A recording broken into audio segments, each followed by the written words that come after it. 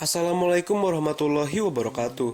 Hello students, semoga kalian dalam keadaan sehat dan bersemangat belajar pada hari ini ya. Oke, jadi pada hari ini kita akan belajar public buildings. Nah, kira-kira apa ya public buildings itu? Kita mulai dengan menyebutkan nama-nama bangunan di sekitar kita. Kalian bisa juga lihat pada buku paket bahasa Inggris When English Rings a Bell kelas 7 pada halaman 66. Bank, bank. Tax office, kantor pajak. Post office, kantor pos. School, sekolah. Hospital, rumah sakit. Police station, kantor polisi. Next, ada yang namanya preposition of direction. Preposition of direction adalah kata depan yang digunakan untuk menyatakan lokasi suatu tempat. So, apa-apa aja sih preposition of direction itu? Bisa kalian lihat di situ. Ada yang pertama, in front of, artinya di depan.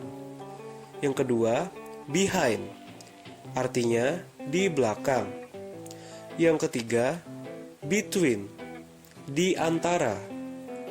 Beside, di samping. Next to, di samping. Across, di seberang. Nah, terus apa yang membedakan antara beside dan next to? Padahal artinya sama-sama di samping. Sebelum kita membahas tentang apa perbedaan next to dan beside, coba kalian perhatikan dua kalimat berikut ini. Kalimat yang pertama, Angela sits beside her little brother. Kalimat yang kedua, Angela sits next to her little brother. Jika kita amati dari kedua kalimat tersebut, perbedaannya tidak terlalu tampak. Maksudnya, keduanya terlihat memiliki fungsi dan arti yang sama saja. Yang berarti, Angela duduk di samping adik laki-lakinya. Sekarang, coba kamu perhatikan kalimat yang pertama. The police station is located next to the city hall. Nah, kalimat tersebut mengindikasikan atau menggambarkan bahwa letak dari kantor polisi itu tepat bersebelahan dengan balai kota. Maksud dari tepat bersebelahan di sini adalah benar-benar berada di sampingnya, tanpa adanya jarak yang terlalu luas yang membatasi kedua buah bangunan tersebut. Now, sekarang, mari kita perhatikan kalimat yang kedua. The police station is located beside the city hall. Maksud dari kalimat ini adalah bahwa kantor polisi berada di sebelah balai kota, namun tidak benar-benar bersebelahan tanpa jarak. Perlu kamu ketahui, kata beside bisa diartikan berada di sebelahnya, namun dengan jarak yang cukup luas di tengah kedua gedung tersebut. Bisa saja ada lahan kosong atau lapangan parkir. Singkatnya memang bersebelahan, tapi tetap ada sedikit sekali jarak. Berbeda dengan next to yang benar-benar bersebelahan atau berdempetan. Ayo kita lihat pada halaman 66. Di situ ada anak laki-laki bersama ayahnya yang akan menuju ke suatu tempat. Mereka memerlukan petunjuk agar bisa sampai di tempat tujuan. Nah, untuk sampai ke tempat tujuan itu diperlukan kata depan yang digunakan untuk menyatakan lokasi suatu tempat atau disebut dengan preposition of direction. Lanjut pada halaman 67, terdapat dialog atau percakapan antara anak laki-laki tadi dengan ayahnya. Pada dialog yang pertama, Do you see this building on the left? Apakah kamu melihat bangunan di sebelah kiri? Yes. What is this building? Ya, bangunan apakah ini? This is a bank. Ini adalah bank. I see.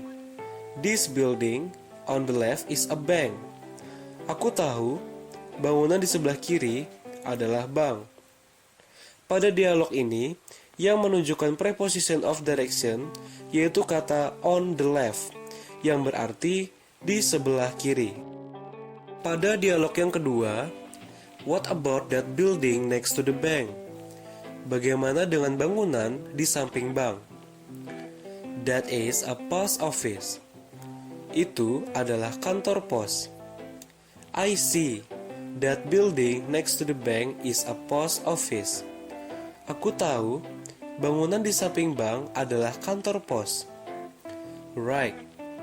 The bank and the post office are next to each other. Benar, bank dan kantor pos bersebelahan satu sama lain. Pada dialog ini, yang menunjukkan preposition of direction yaitu kata next to, yang berarti di samping.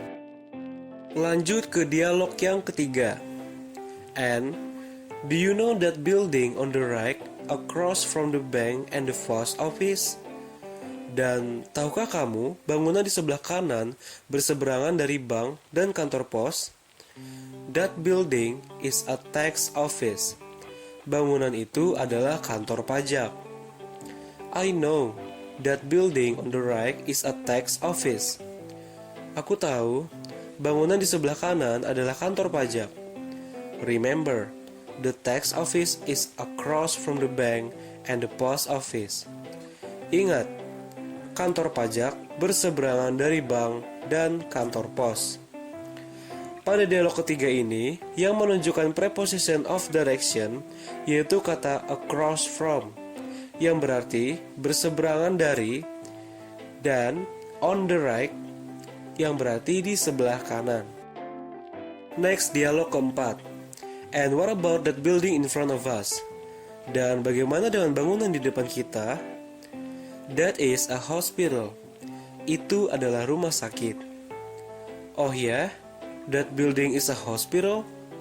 Oh ya, apakah bangunan itu rumah sakit? Right, that building in front of us is a hospital. Benar, bangunan di depan kita adalah rumah sakit.